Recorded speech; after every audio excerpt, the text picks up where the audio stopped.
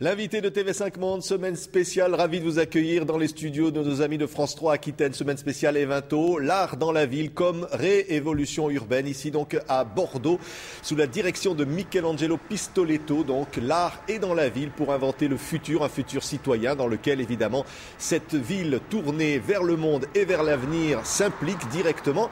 Alors quel est le rapport évidemment entre l'art et le vin? Lorsqu'on est à Bordeaux, on ne peut pas ne pas parler du vin. Alors pour poursuivre cette semaine spéciale, je suis ravi d'accueillir ici Jean-Pierre Foubet.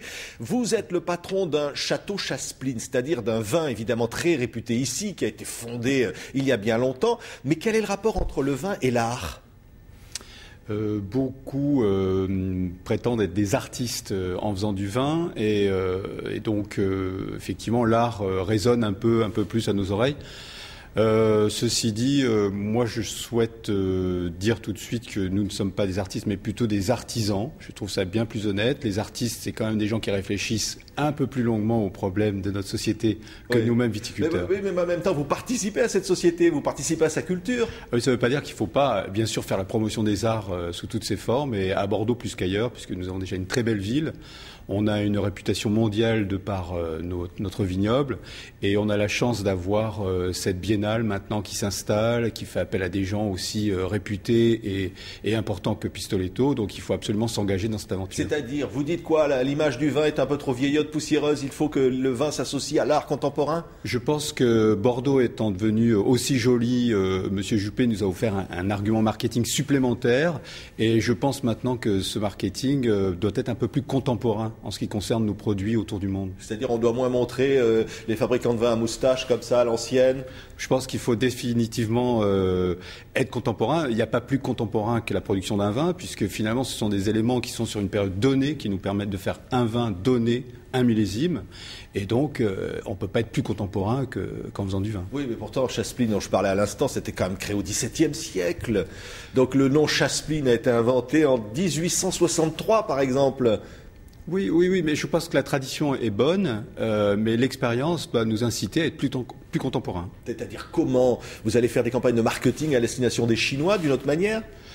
Je pense qu'on doit adosser nos vins à une image plus contemporaine, et je pense que nos nouveaux clients, notamment sur le marché asiatique, sont eux très friands d'art contemporain.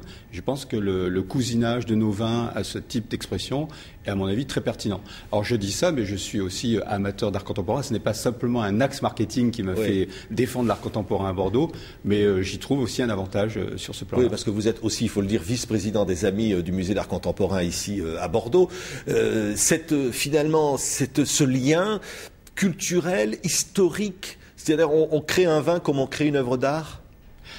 Alors je dirais qu'on crée un vin comme un artisan consciencieux, et l'œuvre d'art, à mon sens, est quand même à une portée peut-être plus importante. Oui, pour changer le monde, mais finalement le vin fait partie de ce changement de monde, de cette invention du futur. Oui, puisqu'en fait, le vin propose chaque année une solution nouvelle, en fait, puisque nous n'avons pas le même vin qu'en 2009, le même vin qu'en 2008, et je pense que c'est une belle symbolique de dire chaque année, on peut aborder la vie différemment, et être prêt à changer d'idée, et prêt à changer de point de vue, etc., et de traduire réellement la réalité, en fait. Oui. L'avenir, évidemment, du vin, ici, c'est l'image de Bordeaux, mais on sait qu'il y a le marché asiatique, vous en parlez, qui sont évidemment très friands de vin, mais il y a aussi la concurrence venue du Chili, d'Argentine, d'un certain nombre de vins. Si le vin perd du terrain, c'est une part de la culture qui s'en va? Certainement, parce que le territoire bordelais est quand même extrêmement imprégné de la culture vin, très riche, très variée, et ça serait effectivement dommage que l'industrie du vin disparaisse du paysage bordelais. Ceci dit, on vend. Je crois que le vin bordelais rapporte plus d'argent que la vente d'avions en Aquitaine, donc ça serait économiquement dommageable. Oui, c'est plus important que les ventes d'avions en France. Oui. Donc c'est un enjeu économique avant d'être un enjeu culturel. Majeur. On emploie beaucoup de gens. On maintient les gens dans les campagnes, c'est quand même majeur. On entretient les paysages. C'est aussi très important. Donc sur plusieurs axes, la viticulture est primordiale. Ouais, et vous êtes mécène puisque vous entretenez aussi l'art, puisque vous intervenez, donc je le disais, vous aidez au financement du musée d'art contemporain, c'est-à-dire que le vin redonne une part de ce qu'on lui a donné. Alors, c'est vrai que Chasseplin donne de l'argent au musée, mais nous ne sommes pas les seuls. Il y a l'association des Amis du musée qui fait campagne pour avoir un plus grand nombre d'adhérents et qui, eux, par leur abonnement, par leur adhésion, donnent de l'argent au CAPC. Ouais. Qu'est-ce qui va faire que le vin va rester le vin? C'est-à-dire que Bordeaux va garder cette image. Je crois qu'en Chine, c'est une image extrêmement forte, c'est une image de luxe, mais quelque part qui devient presque un peu inabordable aussi. Alors effectivement, nous sommes sur un marché de libre-échange et si quelqu'un dans le monde est prêt à mettre tel prix dans une bouteille, pourquoi ne pas lui vendre? Et c'est vrai que Bordeaux a cette grande chance d'avoir été associé au luxe inimitable français. Et peut-être moins les vignobles de France en Chine, moins d'autres vignobles en France. Mais nous avons, la porte a été ouverte essentiellement par les grandes marques de luxe françaises et par certains qui nous ont rejoints dans le vignoble, comme M. Arnaud, M. Pinault, etc. Vous dirigez évidemment le château de Caminsac, qui a été fondé au XVIIIe siècle. Là est un grand cru classé. Hein, il y en a 60 grands crus classés, vous êtes le 5e. Ça veut dire qu'il n'y en a pas beaucoup finalement? Il y en a très peu. Très peu, 60 crus classés du Médoc de 1855 sur à peu près 1200 exploitations dans le Médoc. Ouais, c'est très peu. C'est-à-dire qu'il faut garder le vin comme un produit de luxe, même si les prix doivent être abordables? Je pense que c'est un produit de luxe de par sa nature de savoir-faire en fait et d'ancrage sur un terroir. Donc on ne peut pas faire du Bordeaux ailleurs qu'à Bordeaux.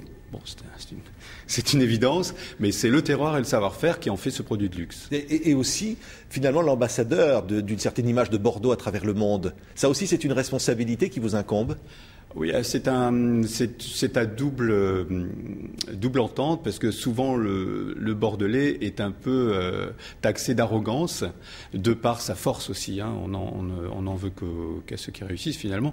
Mais Bordeaux aussi doit un peu générer une nouvelle image et le vin peut être aussi ce vecteur. C'est-à-dire une image comment? C'est-à-dire quelle est l'image aujourd'hui et qu'est-ce qu'il faudrait changer selon vous? Alors moins arrogante puisque c'est souvent ce qu'on nous reproche et plus dans son siècle. Et c'est vrai?